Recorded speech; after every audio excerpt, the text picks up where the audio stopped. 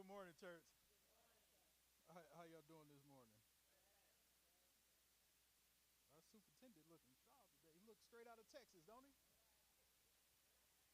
Right. Good morning. It's good to be here with you all this morning. Y'all prepared for our lesson this morning? Title of our title of our lesson today is Jesus calms a storm. Our lesson text is coming from Mark chapter 4, verses 35 through 41. So if you don't have your Sunday school books, if you turn there, you'll be right where we are today, amen? Our golden text for today is that, and they feared exceedingly and said to one another, what manner of man is this, that even the wind and the sea obey him? That's coming from Mark chapter 4, verse 41. So title of our lesson, Jesus Calms a Storm, coming from Mark. When I saw this lesson, because I did a little flip-flop with Deacon Martin, this was supposed to be his lesson. He taught mine and I taught his. You know, sometimes schedules on the line. And I saw this lesson and I'm just like, oh man, come on. Our pastor taught this literally a week or two ago. And I'm like, what am I going to do with this after he taught it, not in Sunday school, but he preached it on Sunday morning? I'm just like, man, what kind of setup is this? But we're going to dive in here, and we got some nuggets to pull out. There's always something there, always a different perspective that we didn't see the first time that we read it. So we're going to read it again, and we're going to take our time, and we're going to see what we're going to pull out of this, all right?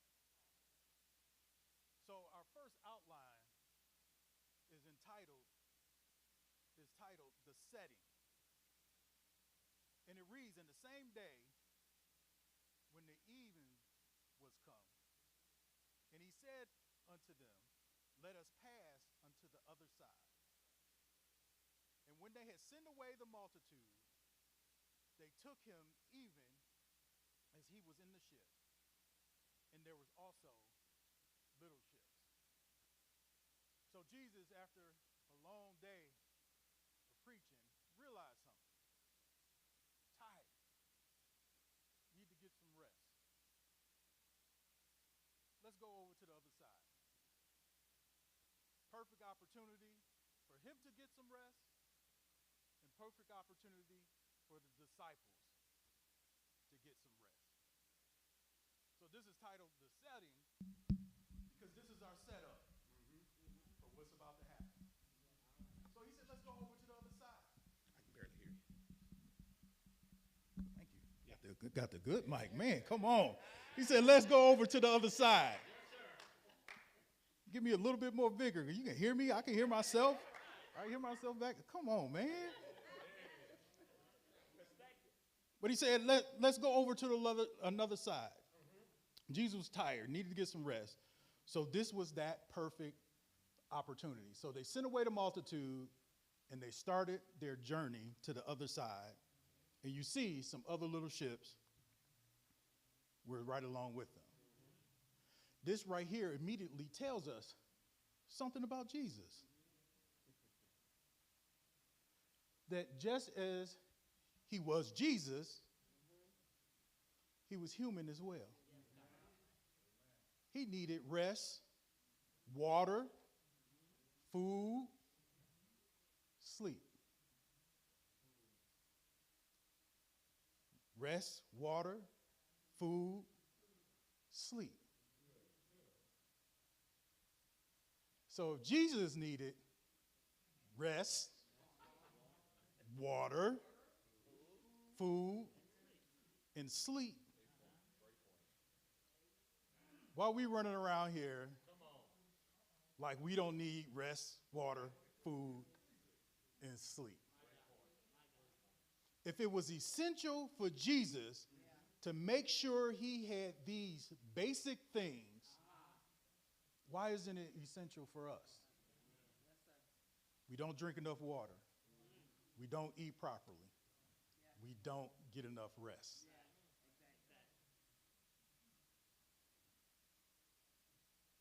If it's okay for Jesus, it should be okay for us.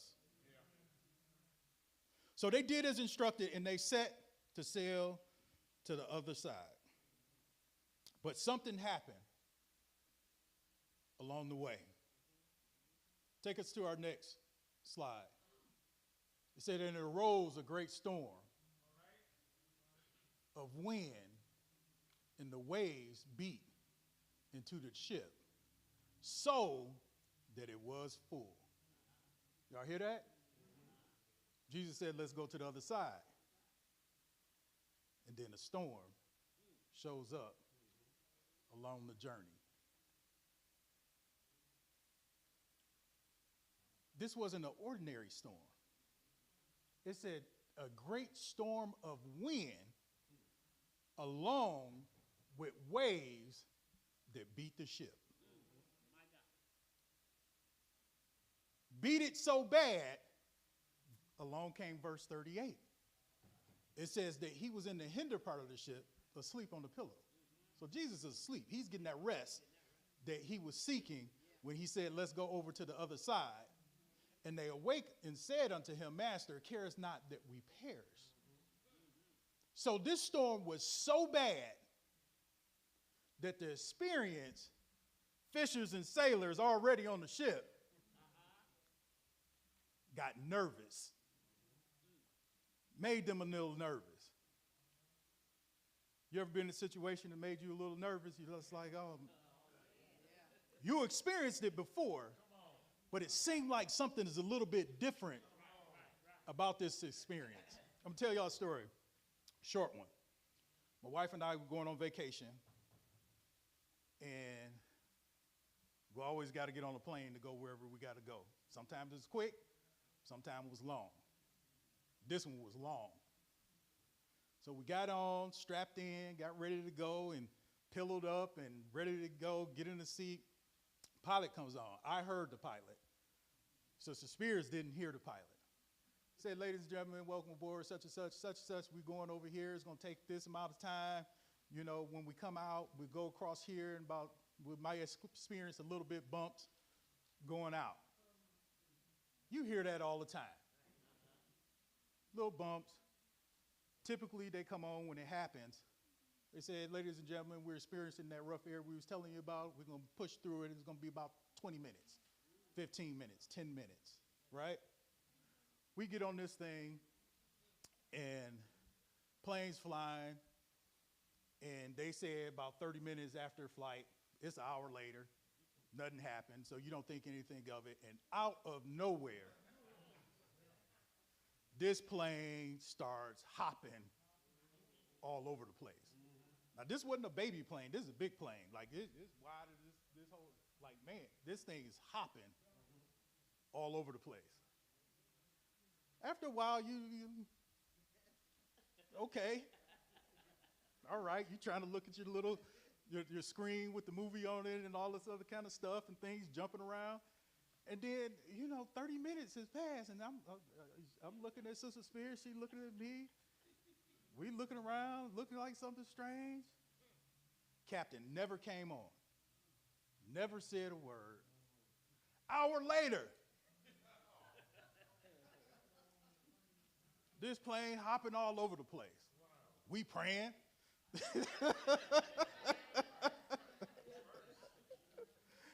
It was different. We fly all the time. I fly for a living. We fly all the time, but for some reason, this one was different. Yes, Sister Spears fly all the time. This was different. Pilot come on, he reassure you. You hear his nice calm voice. Ladies and gentlemen, sorry about the rough area. Put your seatbelts on. Don't move around. We're going to ask the flight attendants to sit down until we get into some smooth air. We're going to climb up a little bit. We're going to drop down a little bit. Find a nice smooth spot for you, and then we'll be good to go. Typically what they say. This man said nothing.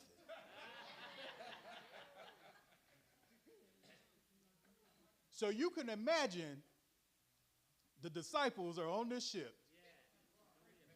beating the ship. The waves are beating the ship so much that the water is coming into the boat, and it was almost full, and Jesus was asleep. Look at that. Nate, hit the play button. Y'all see that? Hit the play button, Nate. Look at that. That's real. But look at that water. Look at that boat. You see that water coming in? Now, we was in a plane. Could you imagine being on a boat and you see it? You rocking side to side. Look at that water just coming right in the boat. And it said so much that it was starting to be full. So you have experienced fishermen that's out here every day. They should experience some of this stuff. But here they are, nervous, seeking out Jesus for some help. And Jesus is in the back of the boat, sleep on a pillow. On a pillow. But here's the thing. Here's the thing. As we imagine this storm, and they're asking Jesus a question, Master, carest thou not that we perish? They're saying, Jesus, do you care that we about to die? Don't you feel and see what's going on here? Jesus sleep. But they asked Jesus this question. Doesn't that seem like a silly question? Our lesson pointed out something with the disciples in asking Jesus this question. It says when the disciple asked whether Jesus cared about them, that it was questioning his character and not his power. You got to think, they've seen Jesus heal. They've seen Jesus cast out demons. But now, here it is, something going on, which they know that he has some ability to fix it, and he's asleep. They said, do you care that we perish? We know the answer to the question. Obviously, of course, Jesus cares. Of course he does. But they want to know why he said nothing.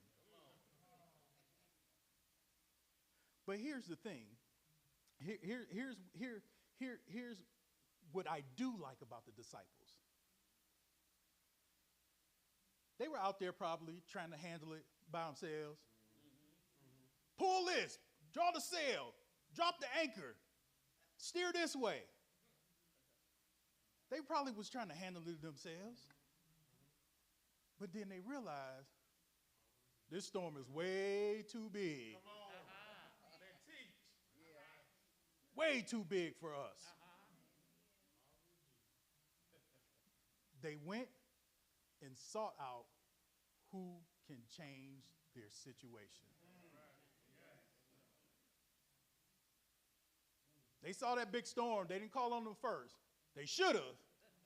But the minute they realized, I can't handle it, they ran to the one who could. They didn't know how he could, but they knew he could. So they woke him up. But here's the thing. Think about life. You have an option when the storm comes. Come on, Deacon. You can turn around and go back. Leave that storm away, or you can go through it. Come on, make it plain. Listen to this, though. Jesus said in the beginning, let us go over to the other side. We can't forget that. Come on, D.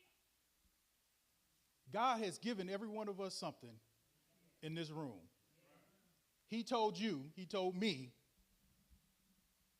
let us go over to the other side. God gave you something. He said, go start a business.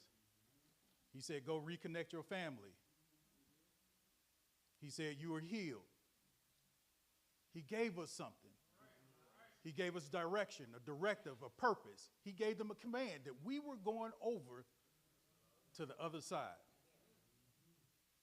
He didn't say that we wasn't going to encounter a storm along the way. Say that again, Sarge. Give us what we need to get through it. But here's the thing. A lot of us see the storm and we start questioning if God has the ability to bring us through it. Is this what I'm supposed to be doing because it's a storm on my way?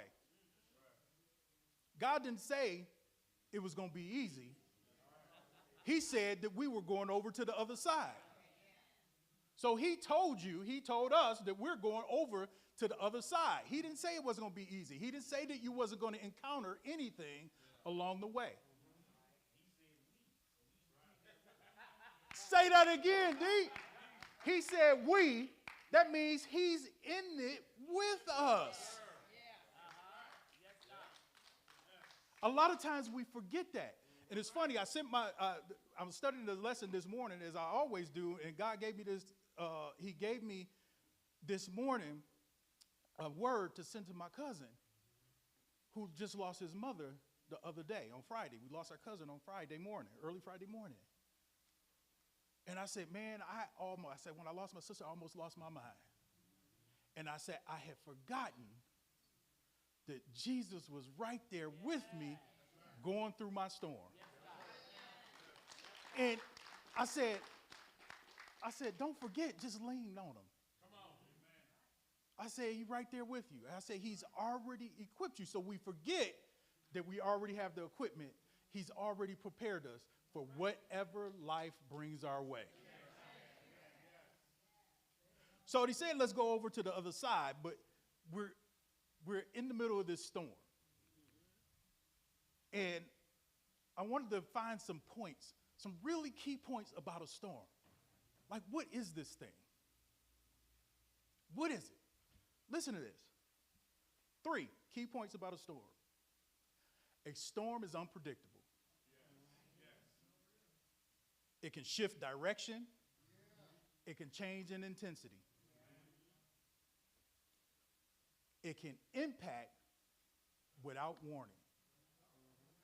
Storms can come out of nowhere. You see the weatherman, he try to predict it, they try to figure it out. Sometimes they just pop up. They just like, we don't know. We didn't see it coming. Tornado came and it hops all over the place. We expected for it to go this way and it hopped down this way and tore all this stuff up. The intensity changes. You say Hurricane Susan went out here and we thought she was going out, and next thing you know, she picked up wind again, and now she's a Category 5 when we thought it was going to be a tropical storm. They change. But listen to this. It says a storm is temporary.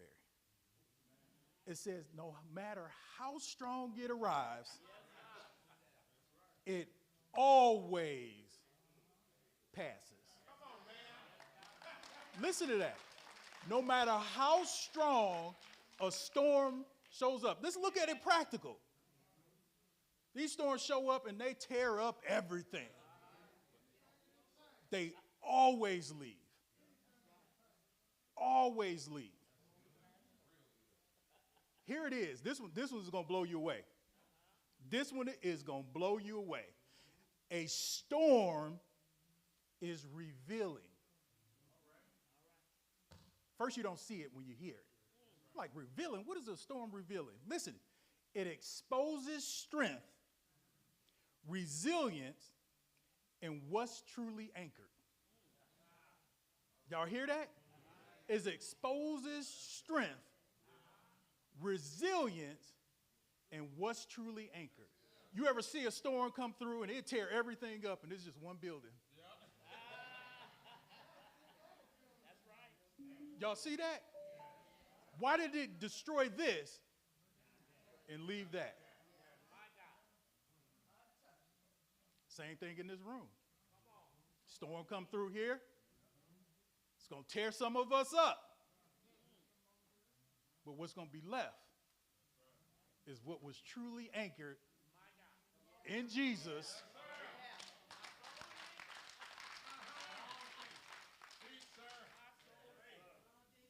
Resilience. It's going to be those that remember that God will never leave you or forsake you. Those are the ones that are going to still be standing. You be wondering, like, man, he lost his brother. He lost his mama. Lost his wife. How's he still coming? How's he still serving? How's he still praising?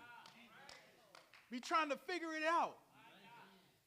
I've been in that situation before. I've seen some members of ours. It seemed like they lost everybody. But they still there. Still serving. Still praising. Still giving God the praise. Storm is something else. It would truly let you know what you made out of. If you want to test something, put it up against a storm. You want to build a house? You build that house, it may look nice and pretty until the storm comes. See what we got left. That's us. We may look nice and pretty. You might look sharp in that suit and that dress today. That hair may be laid, but how pretty are you going to be when the storm comes? But listen, we had a lot going on here. They didn't turn back. They sought Jesus out for help. They did not know what that help was going to be. They seen Jesus pray and come forth to God and ask God for help and deliver this, cast out that. They didn't know what was going to happen. Lord, carest thou us perish? Come on. Listen. Jesus does something. He has a response. Verse number 39. Say he arose. It doesn't say he arose. What y'all waking me up for? What's the matter?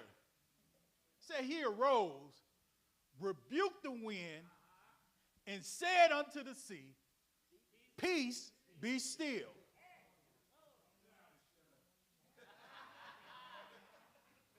The wind ceased, and there was a great calm. Jesus didn't ask no questions. He didn't say no words to them. He got up to that storm, and he spoke right to it. And the storm obeyed.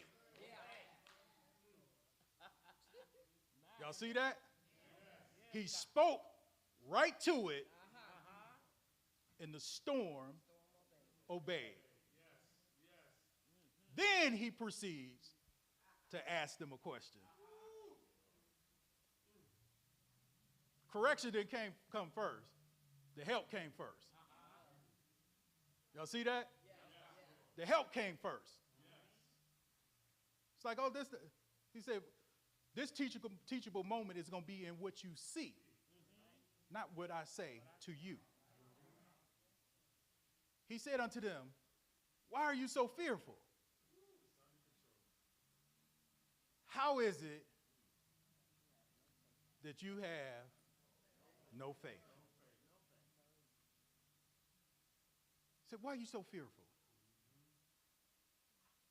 How is it that you have no faith? Here's what's funny.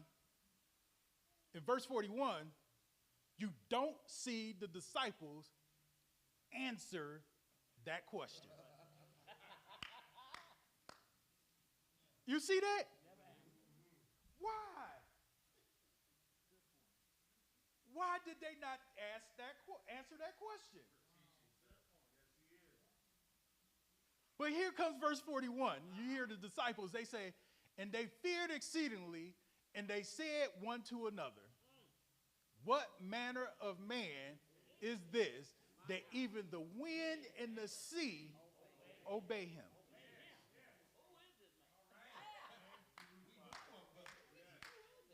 Listen, though. Jesus calmed the storm.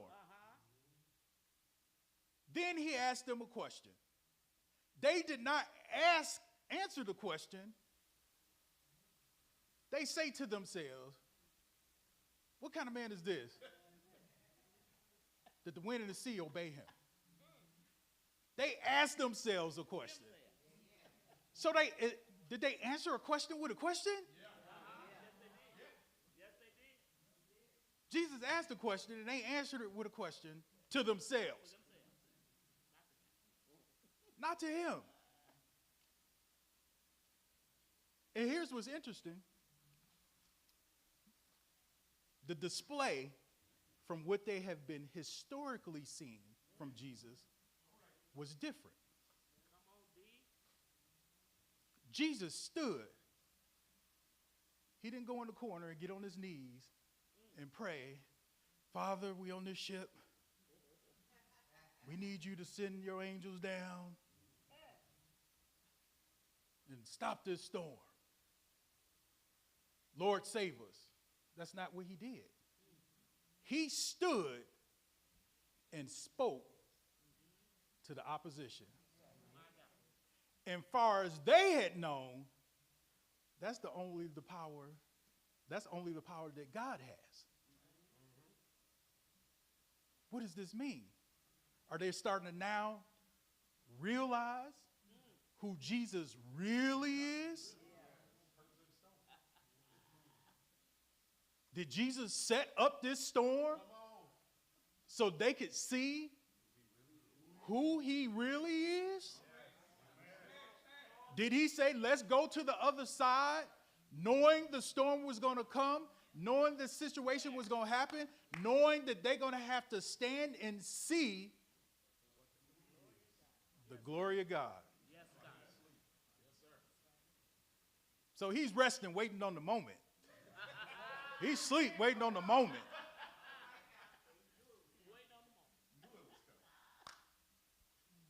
Waiting on the moment. He's waiting on the situation. He's waiting. Okay, storm, you coming? Wind, come on, come on, come on. Waves, come on, come on, come on. God spoke this world into existence. What makes you think his creation won't obey him when he opens his mouth? This is all his. We're all his. What makes you think that this storm, your storm, won't obey when he opens his mouth? But here it is, just like those movies that leave you with more questions than answers. I think this is the setup. You ever see that? We watched a movie the other day, left us with more questions than answers. We like, what in the world, what's going on? We don't know what happened. Jesus had questions. The disciples had questions. Now we have a question. Now we have a dialogue. What is it? What manner of man is this? Who is Jesus? That is the question. Who is Jesus to me? Who is Jesus to you? Who is Jesus to you? Who is Jesus to you? All of us have to be able to answer this question. Jesus asked the disciples, who do they say I am? It was one that said, you are the Christ, Son of the living God. And Jesus responded to him and said, flesh and blood did not reveal this to you, but my Father, which is in heaven. At the end of the day, we have to ask ourselves that question. When the storm comes, just ask yourself that question. Who is Jesus? When you answer that question, you're going to look at that storm like it's a little light breeze. Who is Jesus? Start looking at the stuff that he's already done for you. If he brought me through that, what makes me think he won't bring me through this?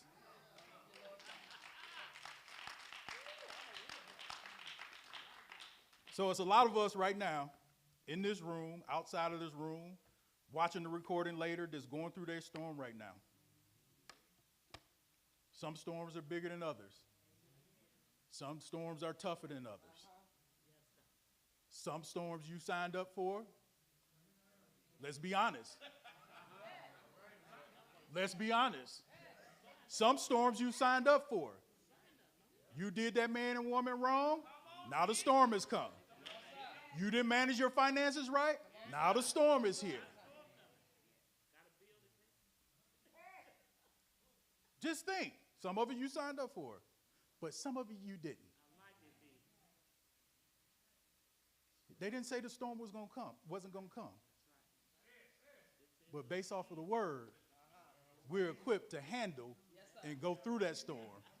And at the end, that peace be still. You ever seen after a storm that is so quiet? It's so peaceful. It's silent. It's so silent it's scary. Storm is over and ain't nothing moving. Just the birds tweeting, the sun is out. That's the kind of peace that Jesus Christ will bring into your life.